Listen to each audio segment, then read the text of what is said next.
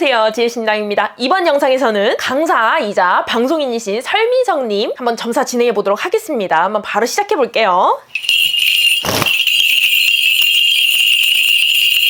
팔자에 관운이 있대요. 강사들이 좀 관운이 있는 경우들이 있거든요. 어떤 이 강사, 그냥 강사 말고 뭐 온라인업을 하는 강사라든지 이런 경우에 사람들이 날 좋아하고 집중하게 할 수 있는 힘이 있고, 이게 강사가 되면서 누군가를 뭔가 계도시키거나 교육하는 것들에 관심이 있다 보니까, 이러면 관운에 본인 스스로 관심이 있어야지 관운이 나에게 운이 되는 거니까. 근데 이런 경우들이 좀 있는데, 하여튼 관운이 지는 게 좀 특이점이 있다고 볼 수 있습니다. 근데 이게 성향 자체가 사실은 좀 발목을 잡을 수 있다. 관운이 좋은 거냐 나쁜 거냐라고 하면, 어떤 사람에게는 나에게 구설로 느껴지는 경우가 있고, 어떤 사람에게는 천운이 온 그런 어떤 소위 말하는 성공의 길 이렇게 느끼는 사람들도 있는데, 이 관운이라는 것 자체가 이 사람이 좋아한다는 뜻이잖아요. 근데 이게 성격 자체가 사실은 좀 망설이는 기질이 있다. 근데 이게 망설이는 게 보통 수준의 망설임이 아니고 좀 많이 망설이는 기질이 있다. 근데 이게 왜 그러냐면, 이게 약간 후천적 기질인데, 이 일 자체가 어떤 것은 옳아, 글러, 이게 아마 역사 선생님이라서 그러신가 봐요. 어떤 것은 맞아, 어떤 것은 아니야, 어떤 사람은 잘못했어, 어떤 사람은 잘했어, 이렇게 말하는 직업이다 보니까 어떻게 보면 나도 평가받을 것 같은 그런 느낌이 든다는 거죠. 근데 이런 것들은 사실 전달력을 위한 몰입인데, 근데 이것이 너무 사실은 진심으로 하다 보니까 나의 어떤 일종의 모습이 되어버린 거죠. 그래서 내가 어떤 관으로 진출하게 된다면 나는 언제든지 시시각각 평가받을 것이고, 평가받는 걸 좀 넘어서 약간 박제된다 그럴까요? 내가 죽어도 나에 대한 역사적 사실은 남아있을 거야.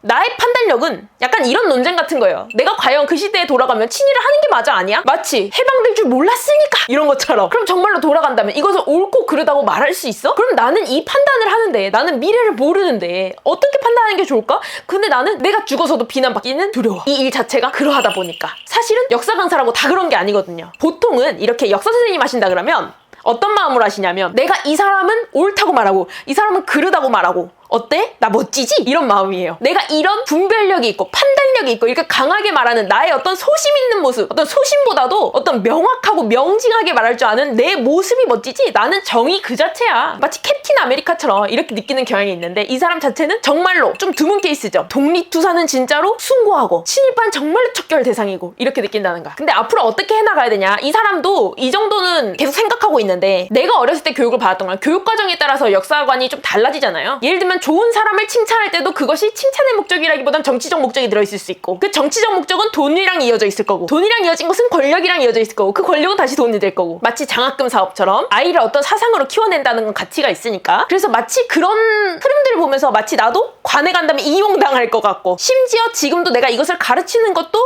이게 옳냐 그르냐 뭐 이런 좀 고민이 있는 거죠. 지나도 내가 맞다고 평가될까? 아니면 나는 지금 이 안에서, 이 세계관에서 과몰입한 인간 중에 한 명이 될까? 그리고 이런 것들을 내가 비율을 맞추지 못해서 조금 휘둘렸다고 생각을 한대요. 어떤 그런 환란을 겪었다고 생각이 든다는 거죠. 근데 이거는 본인에게 오는 비난 자체가 좀 맞닥뜨리기가 어려운 성향인 거고요. 사실은 결론적으로 맞닥뜨려야죠. 근데 이거 자체가 내가 좀 곱고, 어떻게 보면 고집이 세고, 그리고 어떻게 보면은 신념이고, 이러다 보니까 어떤 뻣뻣한 기질을 갖고 있다 보니까 마치 내가 목에 칼이 들어와도 나는 말할 수 없어, 이런 것처럼. 그래서 어떤 역경이 오면 나는 휘지 않고 띡 부러져 버리는 거예요. 그래서 띡 부러지면 실제로 정말로 체력이 떨어지고 기분이 떨어지고, 나는 내가 생각했던 나의 어떤 기능이나 어떤 컴퓨터로 치면 사양이 있잖아요. 나는 이 정도 퍼포먼스를 보일 수 있고 이 정도 가치를 구현할 수 있고 내가 원할 때마다 이런 것들 출력할 수 있어 라고 생각해야지 나의 기능인데, 근데 그런 것들이 나오지 않는 경험들을 거치면서 일종의 트라우마가 된다는 거예요. 그래서 내가 어떤 데 많이 노출되거나, 또 어떻게 보면 남들처럼 어찌됐건 미디어의 시대니까 어그로를 끌었다가는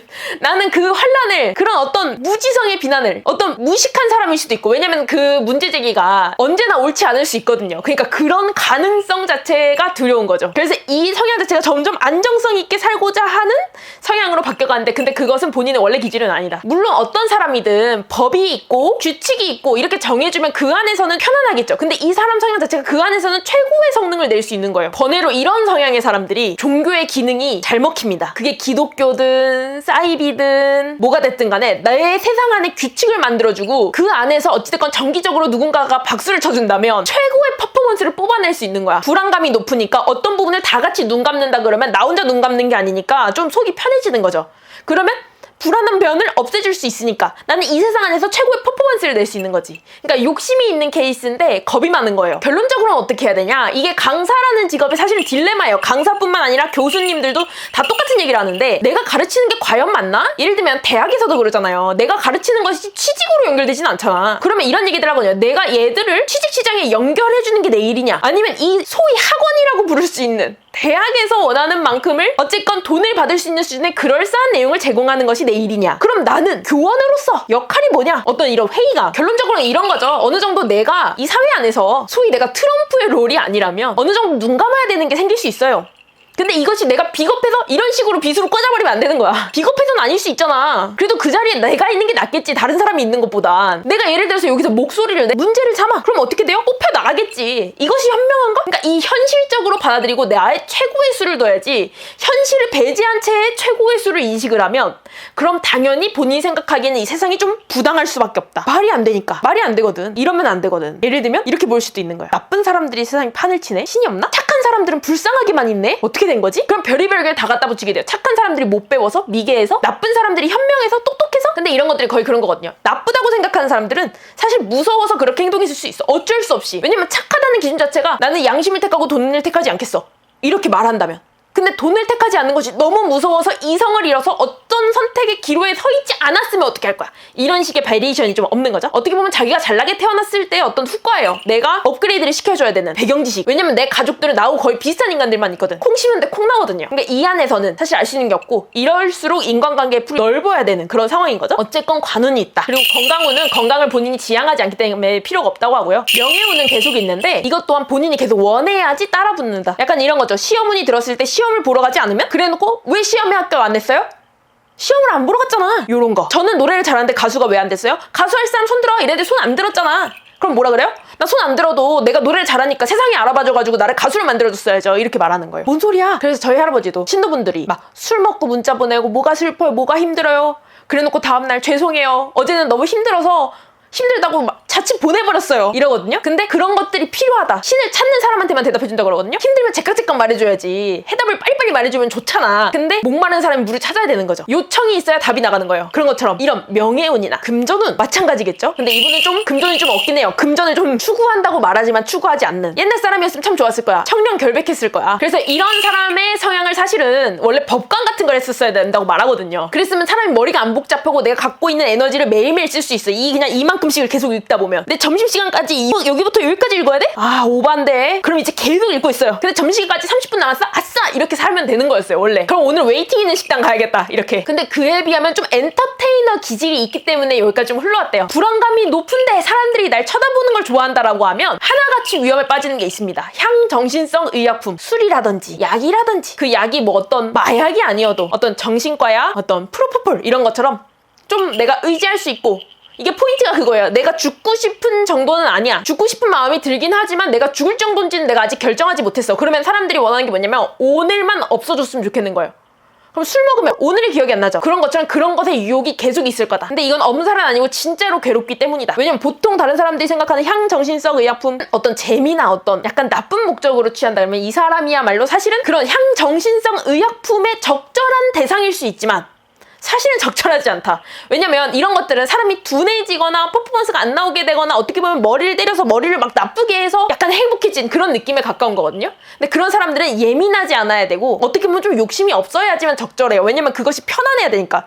사실 정신과 약을 먹어서 괜찮은 사람들이 내가 정말 평안해지길 원하는 사람들인 거죠. 근데 내가 사실은 원하는 게 평안한 게 아니야. 평안하지 않은 환경에서 난 평안하고 싶어. 이런 사람들은 못하는 거죠. 이겨낼 수밖에 없어. 근데 어떻게 이겨내야 돼? 이 약 물고 버텨내 더 강한 아까 전에 부러진 그 막대기를 더 단단하게 만들어? 아니죠. 유연한 게 강한 거라는 걸 받아들이는 길밖에 없다. 왜냐면 세상 사람들 모두 예상할 수 없으니까. 예상할 수 있다고 믿는 것. 내가 이것을 발전해서 사람들을 예상할 수 있게 될 것이라고 믿는 것이 오만이다. 하지만 그 사람들의 존재 정도 알아야지 내가 방향성과 어떤 대응 이런 것들을 생각할 수 있다. 그래서 모든 걸 대비하는 게 아니라 어떤 상황이 닥쳐도 난 대응할 수 있어. 이런 정도의 마음가짐, 가장 강한 마음가짐이라고 볼 수 있다. 이런 말입니다. 그래서 이 사람 기준으로, 최민성님 기준으로 가장 좋은 거는 관으로 가는 것. 근데 관으로 가면 당연히 예를 들어서 내가 어떤 정당 소속이 된다고 생각해봅시다. 반대편에서 갈굴 거야. 그리고 내가 가장 소중하게 생각했던 어떤 대상, 내가 가장 인정받고 싶었던 대상, 예를 들면 학생이라든지 그런 사람들이 나를 비난할 수 있어요. 그래서 두려울 수 있어. 근데 다른 사람들도 두려울 수 있어요.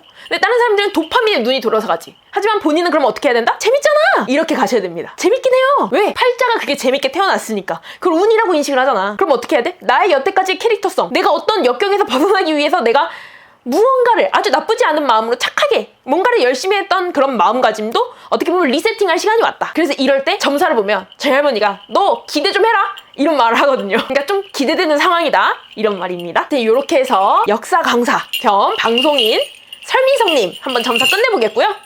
그럼 또 다음 영상에서 뵙겠습니다. 설민성님 앞으로도 또 잘 되셨으면 좋겠고요. 그럼 안녕히 가세요.